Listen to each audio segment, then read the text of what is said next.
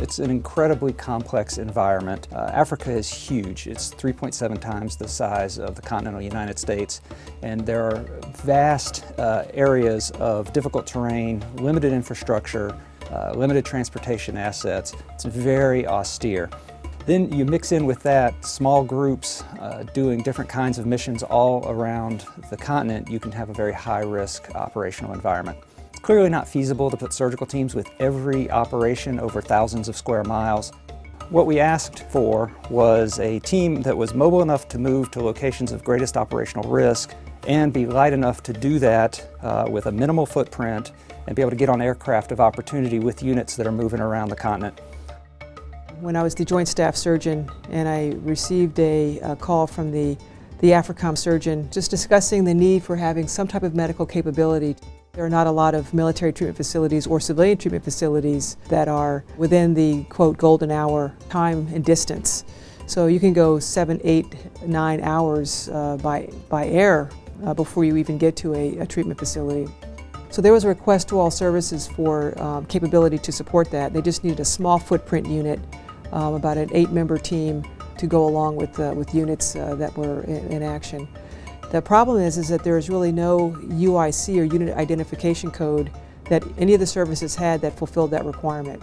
Bottom line is that requirement was about to go unfilled. In fact, it did go unfilled for many months. So fast forward to December when I became the Surgeon General, I said, okay, now let's try to do something to meet the need so we don't have our combatant commands feeling the need to have to contract out this solution.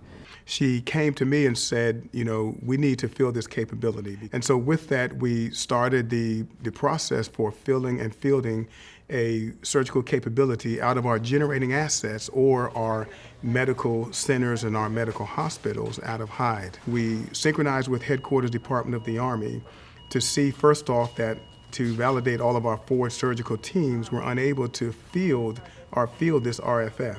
Once we validated that, working with the Vice Chief of Staff of the Army and the Chief of Staff of the Army, who thought it was a great idea for us to utilize our medical command healthcare professionals to bring together, you know, a sort of ad hoc or a unique, never done before capability.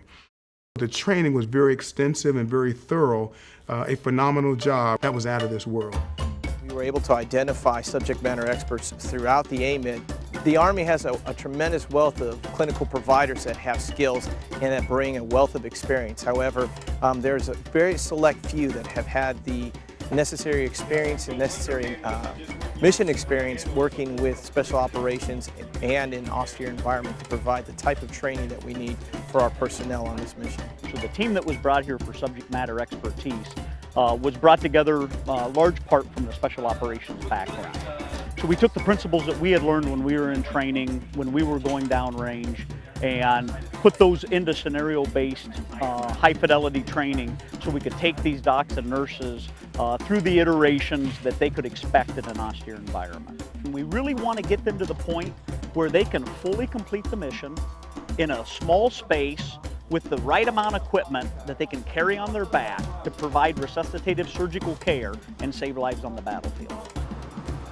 Being in Iraq, we were split FST out there with some great people and saved a bunch of lives in a pretty austere environment, and that was one of those things that led me to the conclusion that I could do the things that I'd been trained to do, and to be in this environment providing this care for these men and women that are out there on the front lines, and then bringing all these other medical personnel, their training from different specialties.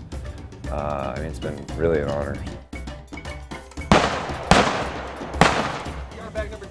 Readiness is number one. Our vision is to be the premier, expeditionary, globally integrated medical force. And so this really ties into all of that. You know, to be premier means that we're the go-to ones, the number one person that you're going to think of when you need a special capability. Expeditionary, clearly this is it, to be able to pick up and go when asked to wherever you're asked to go.